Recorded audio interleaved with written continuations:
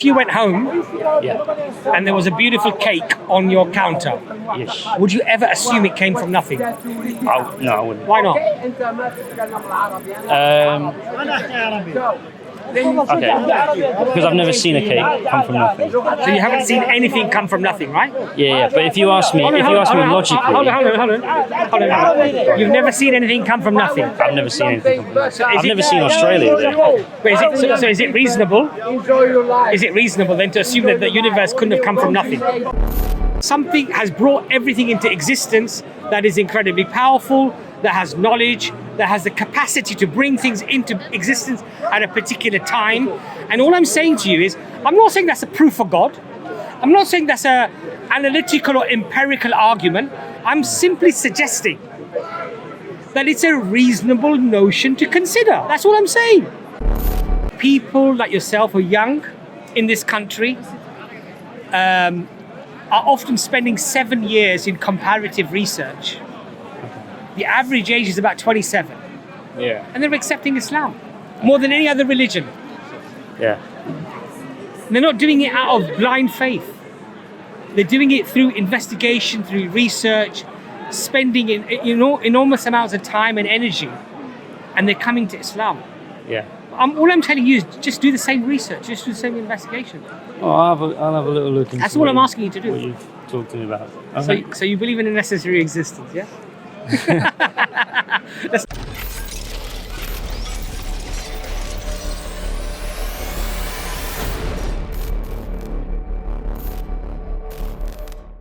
If you've explained. But let me go back to my point to you. The point about if you were people 40 years thinking old, it's eloquent and beautiful, that to me is something subjective. but my point to you is this: you're looking at it from a 7th century perspective, right? I'm saying today, if you were 40 years old, Yeah. known by your family, known by everybody that you couldn't read or write, Yes. then you start coming up with a book. You come up with a book Yeah. that becomes the most eloquent speech in the English language that has ever existed and that will ever exist. Yeah. And the people generally, those who like you and dislike you, your enemies and your friends, Yeah. agree that that is the most eloquent speech that has ever existed. But not everyone does agree that, do they? I'm telling you that the miracle of the Quran, Yeah. or the challenge, was for the classical Arab speaker of the 7th century. Yeah. I'm talking about today in the English language. If you were to come up with a piece of work and then it became the standard, Yeah. in fact, it became the standard by which all English would have to adhere to in terms of its eloquence and its structure. Yeah. Yeah. And not only that, but you would come up with legislation that would be relevant today and even in 14 centuries later. What would you? That would be unequaled. What would you think if I did that then? Like nowadays, what would you? I would have to say it's a miracle. It's outside the capacity of a human being. Would you not? Would you not? I would you say not go reasonably it's outside the capacity of a human being to come up with a book Yeah. with prophecies, with things of nature that you have no knowledge about, that doesn't even exist today, things of history that people have got wrong, that you seem to be getting right. You have prophecies that all come true. You have a book that you write, which is completely from memory. Okay, that is unequaled throughout history and will never be equal in the future. I would say that's outside the capacity of a human being. Yes. I think maybe we've got a different standard then. So would you say it was humanly possible? No. I probably wouldn't. I wouldn't say it's. Well, I don't know if I'd say it's humanly possible. What my position would be is, I realise that. I'm so sorry. We keep moving. That's all right. My position would be that I'm aware that I'm not the smartest guy in the world, and I don't know a lot of stuff about a lot of stuff. My position on that would be, I've got no idea how I did that. No, actually, what your honest position should be, once you investigate that, Yeah. it should be at the very least that this person has claimed that he's going to come up with a bit of literature, a book, and he's going to challenge every English spoken person that you can't better or equal this book in any way whatsoever. I don't really know what that means. Hold on a second though. Yeah, look, it's not just one challenge though. I know. It's a multiple challenge, multifaceted challenge.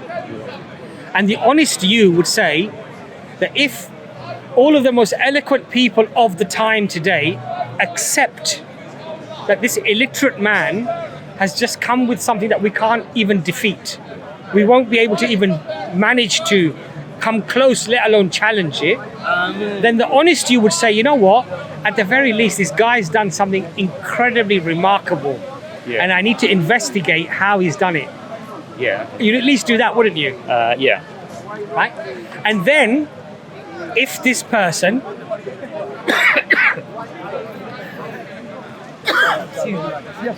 then prophesized about things, right? Yeah, I mean that's something that at the moment I'm obviously just taking your word for it. I understand. I don't. So when you start adding all of the other facets together, what you realize is that an honest person would have to argue, how did he manage to come up with this? And when you exhaust all of the rational possibilities, the only possibility you're left. Look, I know it's difficult for you to appreciate what I'm saying. You know why? You haven't taken this journey yet. You haven't analysed the claims. Yeah, not the. You haven't analysed the reasons, have you? Let's be honest. Well, I haven't got over the first step, which is accepting that God exists. Well, but your first step was that you agreed that there has to be something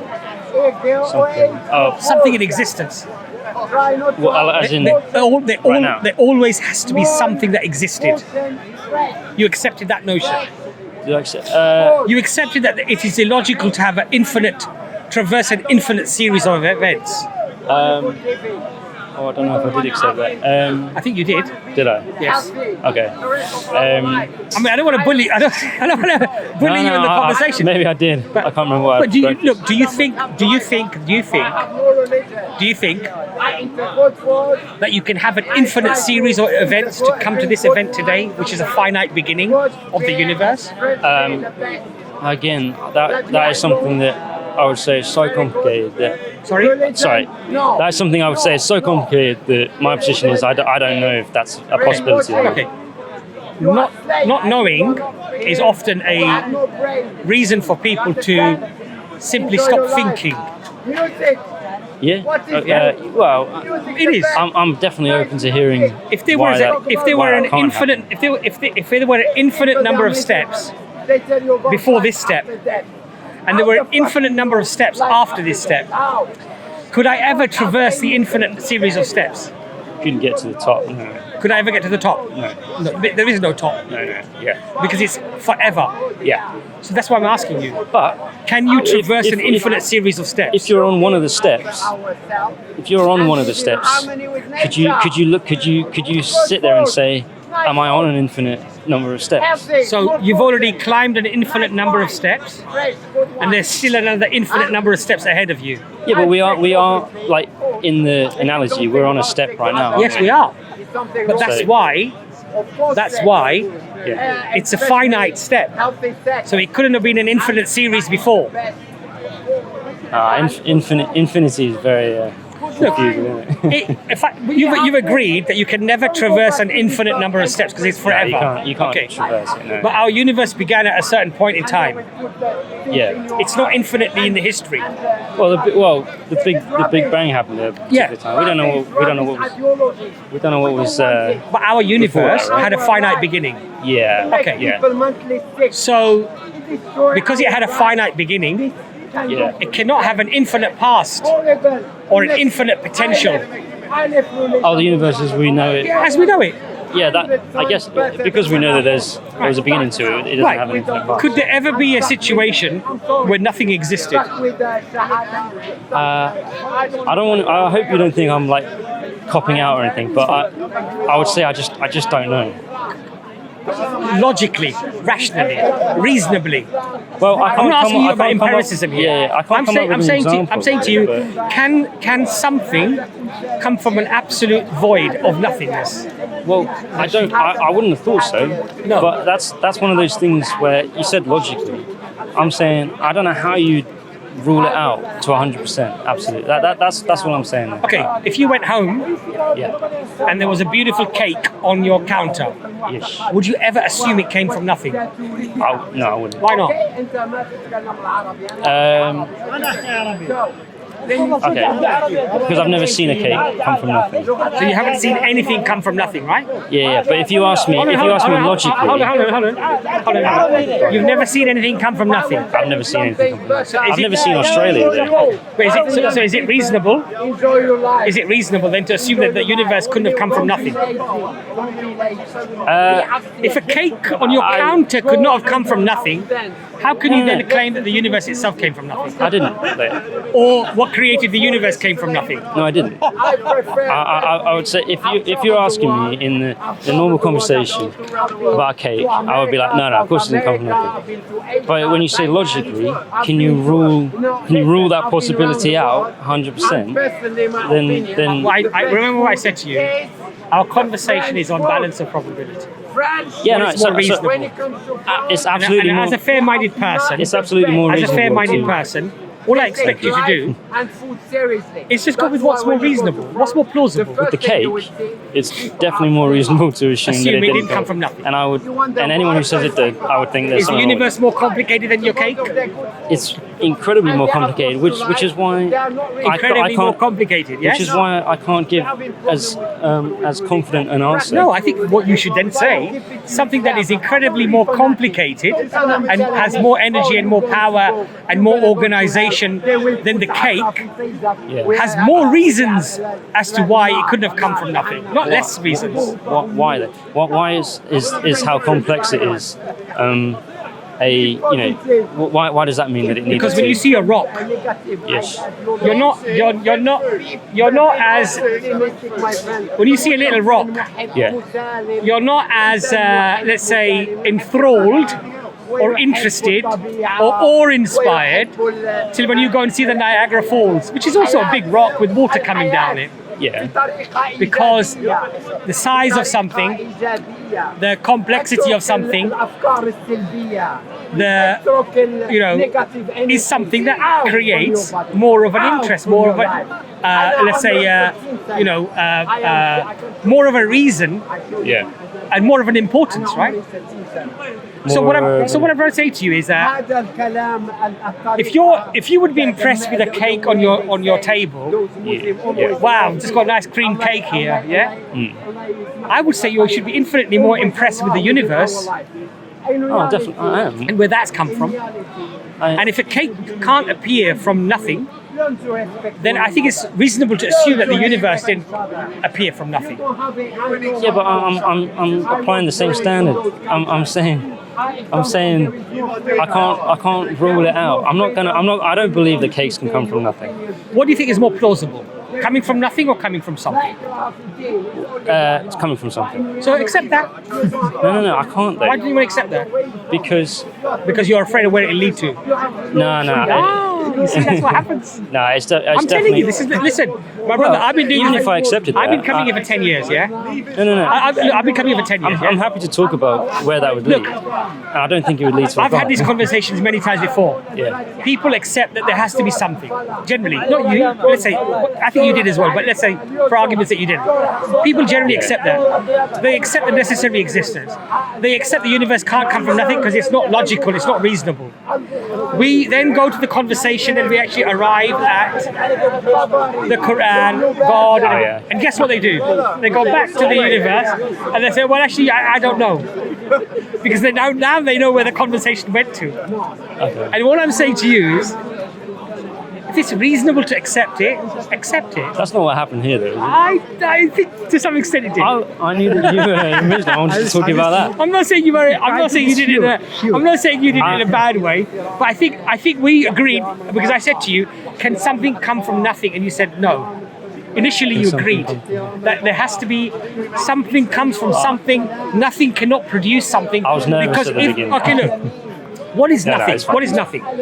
Nothing is an absence of everything. It doesn't have a potential. It doesn't even have a potential to bring something into existence. Well, It doesn't have energy, matter. It has nothing, zero, zilch.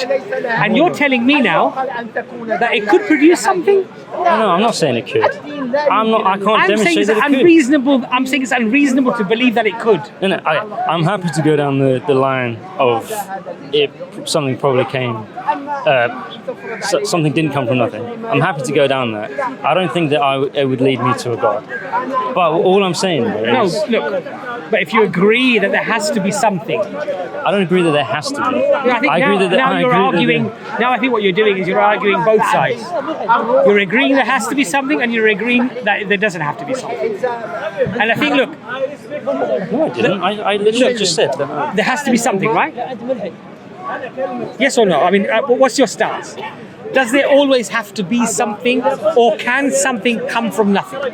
My honest position on that is I've got no idea. You've got no idea. I've got no idea. So you think it is plausible for something to come from I don't nothing? know if it's. No, Well, actually- I don't know is different. Do you think it's plausible No, or yeah. reasonable to assume that something can come from nothing? Can you just confirm what you mean by plausible? Reasonable to accept that notion of reality. Do you think it's a Wait. reasonable reality? Okay.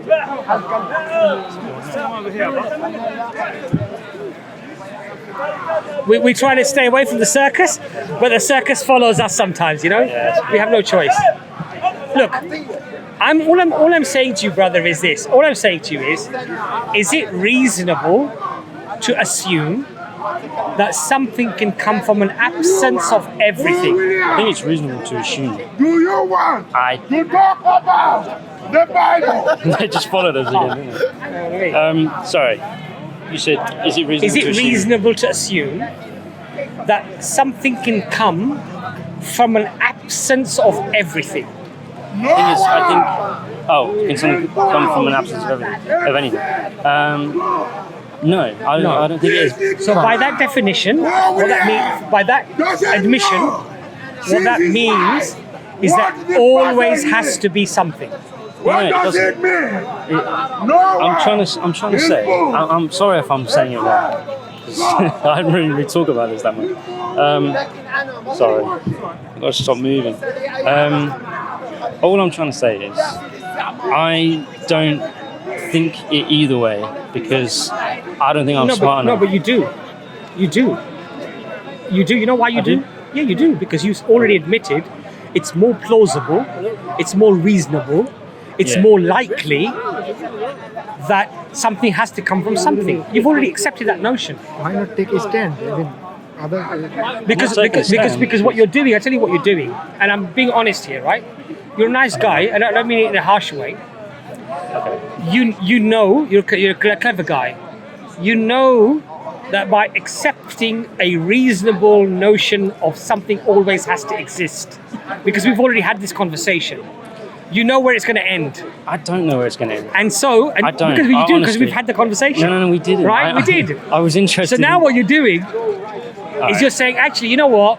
Let me go back and say, even though it's reasonable to assume that there has to be something, that you can't have something coming from nothing, but I'm going to now reserve my judgment and say, I don't know. Okay. And I think that's not fair. And I'm not saying you're an unfair person. I'm just Maybe saying I that made a you're. I'm just mistake. saying that you're playing chess with me now. All right. You're moving your pieces retrospectively. So I already got you in checkmate. Now you're going back to and moving the first pawn and say, actually I didn't move it there. I meant to move it over here. That's not happening at all. I think you should We be were- sure that We were talking why you are not- about the existence of God, and then someone else moved on Look, to Islam. all I'm saying to you is a very simple argument. All right. We exist. Yeah. It requires an explanation as to how we've come into existence. It can either be a material cause or an immaterial cause. If it's a material cause, it requires an explanation. You can't have an infinite series of material explanations because we have a finite beginning. Let's go with it then. So therefore, something has brought everything into existence that is incredibly powerful, that has knowledge, that has the capacity to bring things into existence at a particular time. And all I'm saying to you is, I'm not saying that's a proof for God. I'm not saying that's a analytical or empirical argument. I'm simply suggesting that it's a reasonable notion to consider. That's all I'm saying. I'm not saying, look, okay, I'll prove God, now you must become a believer. I'm not saying that. Yeah. I'm saying this is a reasonable argument. Give it the intellectual respect that it deserves, and at least acknowledge that it's a possibility. And when you acknowledge that it's a possibility, and you look at the alternatives, and you realize that actually the alternatives, other than I don't know, there are no alternatives that make logical or reasonable sense, then go with it. Accept it. And just accept that there has to be something that seems to be very powerful and intelligent, that seems to have brought everything into existence. Now the question is that book from that creator? Analyze it. Investigate it. Use your faculties of reason, of investigation. Challenge it, by all means. Scrutinize it. That's what I'm saying to you. Scrutinize it, challenge it. And if at the end of it you're convinced that that connects you to that being, that existence, that necessary existence that brought everything into existence, then it's sensible for you. It's sensible for you to abide by its teachings, because it comes from a source that is all-knowing, that has perfect attributes of wisdom. And if it tells you certain things are harmful, then they are harmful. If it tells you they are benefiting you, they are beneficial. And if it's good for you in this life and good for you in the hereafter, it seems like a sensible thing to follow. But I'm not saying follow it blindly. No. I'm saying do your investigation. Yes. I'm not claiming that these are analytical or empirical arguments. I'm saying these are reasonable things for you to consider and to investigate. And at the end of your investigation, if you're convinced it's the truth, accept it. If you're convinced it's not, then at least you've given it a fair hearing, right? Yeah. You've been an open-minded person who's decided to investigate it. And if you're not convinced by it, then maybe I've done a bad job today. That's what I've done, right? What I'm trying to say to you. But otherwise, don't shut the argument off by just saying, you know what, I'm not even going to consider the first step because I don't know. Why not? Why? Because human beings, if they did what you were doing, that I'm not going to make any assumptions. I'm not going to make any hypotheses. I'm not going to so I'm going to just say I don't know. We would have discovered nothing. But we came up with hypotheses. We said, okay, lightning happens. It seems to come out of a cloud. It seems to come because there's some sort of energy that seems to be transferred from the land when it rubs against the land, static electricity, whatever it is. And we came to certain we didn't know it was true. Then we did experiments. You can't do an experiment about the universe coming from nothing. No, but what you can do is you can at least acknowledge that the argument for a necessary existence is a reasonable argument, and then build from that. Well, don't deny that by just saying, I don't know, and I'm going to perpetually live as if I don't know, because that would mean that we would discover nothing in life. Well, it's different to say you don't know when you're talking about something as complicated as the beginning of the universe and a God. That's what I'm. But I would say, the importance of discovering or denying God is more significant to you or to me than this world and everything in it. Yeah. I'll tell you why. Because whether you deny God or you accept God, both of these have an eternal outcome. Either an eternal nothingness or an eternal life for which you are accountable. This life, you're accountable for this life. Either one has an eternal consequence. So all I'm saying is make sure you get it right. Okay. Investigate, do your investigation. Well, yeah. Do your research. I'll look into. And you know what the interesting thing is? Talk to me. The people like yourself who are young in this country are often spending 7 years in comparative research. The average age is about 27. Yeah. And they're accepting Islam more than any other religion. Yeah. They're not doing it out of blind faith. They're doing it through investigation, through research, spending enormous amounts of time and energy, and they're coming to Islam. Yeah. All I'm telling you is just do the same research, just do the same investigation. Oh, I'll have a little look into That's all I'm asking you to do. what you've talked to me about. Okay. So you believe in a necessary existence, yeah? Let's not go back there again. All right. Hey, it was really nice speaking to you. Yeah, I'm gonna pop off. It was very nice. I'm sorry if I was like a bit over Yeah, well, passionate or whatever, because sometimes no. it can come across that way. I don't mean to be. It might seem rude to you or whatever. The only thing is that I didn't want you to think I was trying to shift any goalposts. It was. I didn't feel like I was steering the conversation at all there. Yeah. We talked about God, and then the conversation moved on to Islam. I didn't try and move it away from that. I think when we first spoke, we agreed that something cannot come from nothing. I think we did agree to that. I think afterwards, at the end of the discussion, you said, actually, I don't know. So you accepted a notion, and then later, after about an hour and a half of our discussion, because you knew where the discussion ended up, I think you then said, actually, you know what, I don't know. What I'm saying to you is that this is not the... No, because it was different. It was a different point in the conversation. No, but you accepted a necessary existence. At the beginning, if you came up to me and said, do you believe that a cake can pop into existence? I would have said no. No. But then later on, we were talking about the logic of it.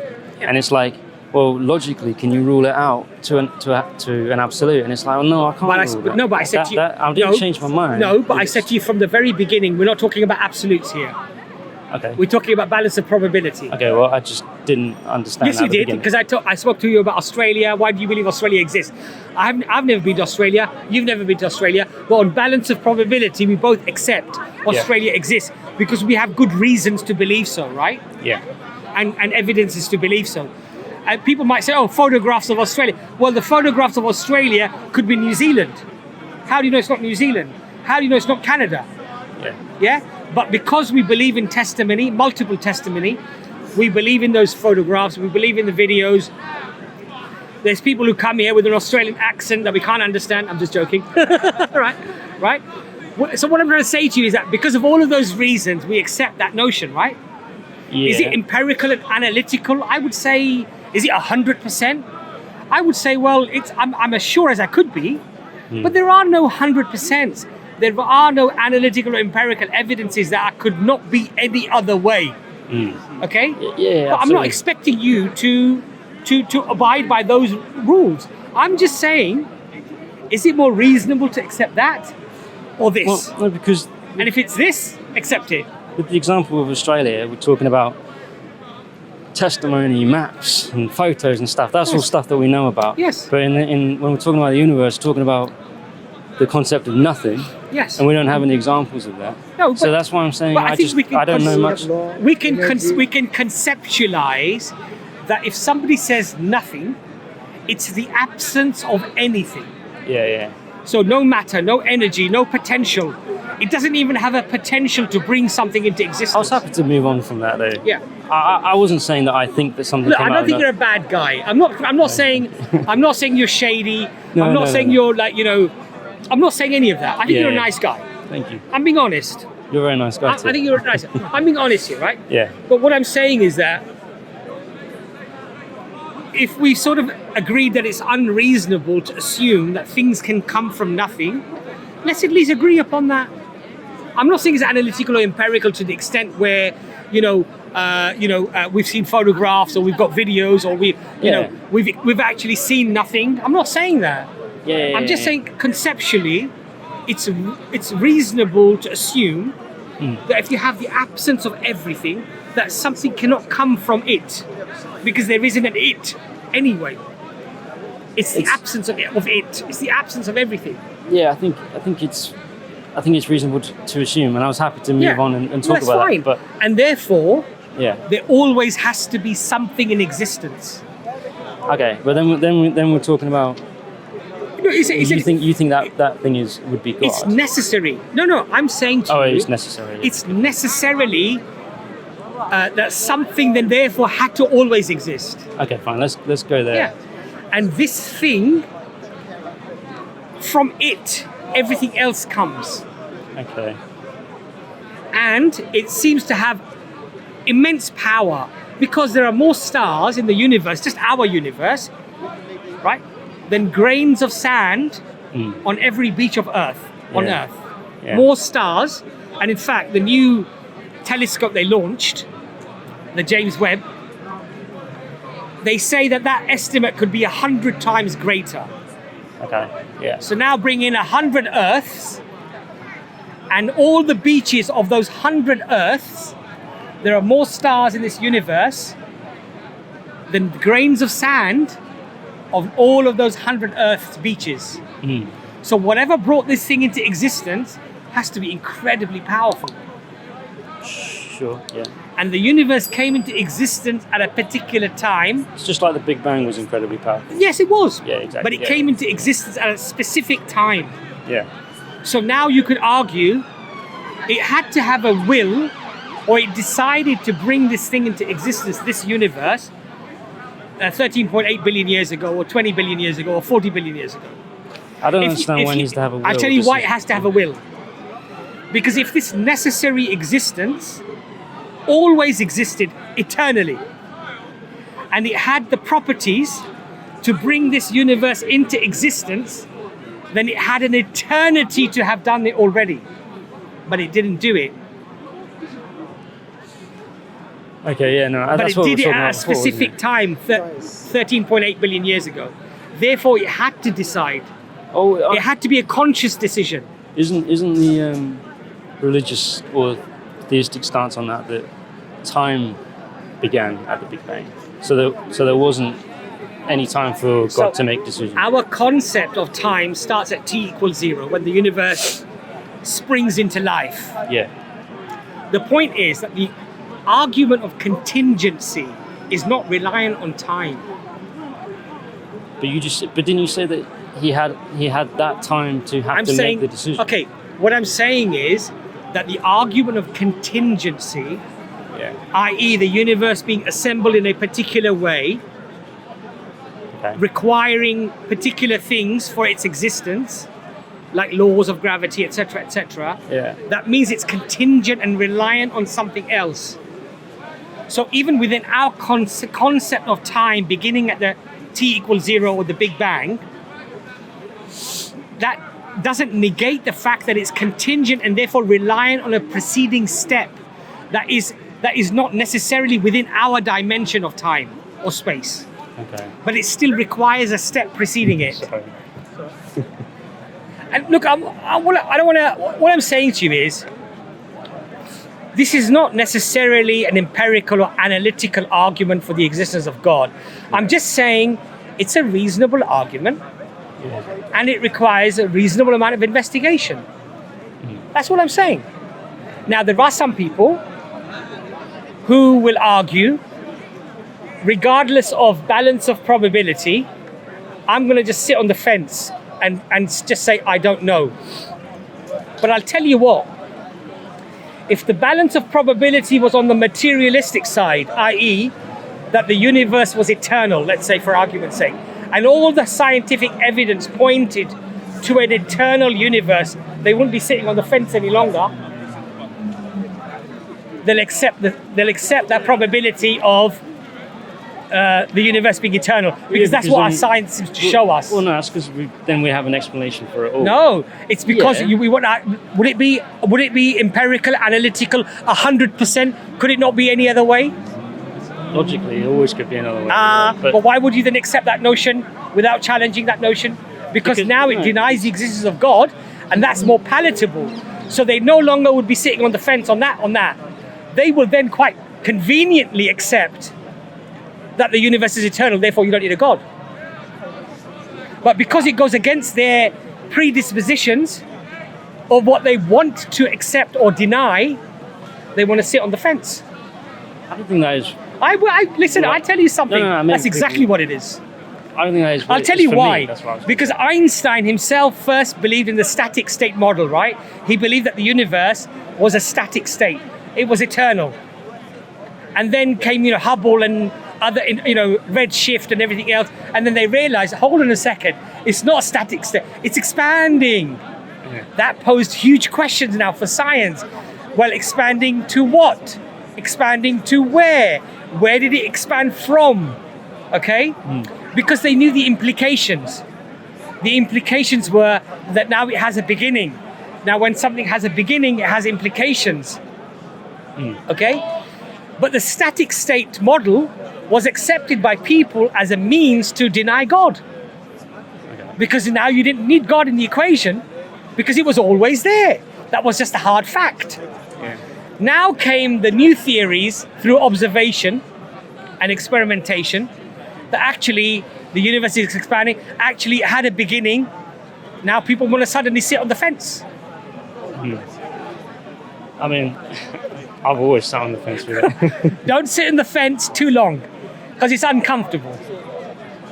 Yeah? Okay. Yeah. Get onto a nice comfy chair. Yeah. Okay. Fine. Yeah. All right then. I think I got it. Yeah. Nice It was nice. To Take speak our to you. email address Okay. and let's have this conversation. Let's have a coffee. Yeah. No, that'd be Do nice. your investigation All right. because it can come across a bit preachy, right? Nah. And a bit sort of like, let's have a coffee. Do your investigation. Well, I tell you truthfully, challenge anything that you find out about Islam, or you know about Islam, or you investigate about Islam. Yeah. All right. And if you're satisfied at the end, then accept it. And if you're not, at least you've given it a fair crack, a fair chance. I'd accept it if I was satisfied, but yeah, sounds good. All right, thank you very much. Really nice to meet you. That was nice to speak to you. Anis, can you give him a card? Because then he can maybe follow. He's got the card there? Oh, he's got the card. So our channel's on there as well. So you can view our video and stuff, yeah? Okay. It's nice to speak to you. Nice You have to meet a Nice nice to meet day, yeah? you. All right, yeah, Okay. you too. See you.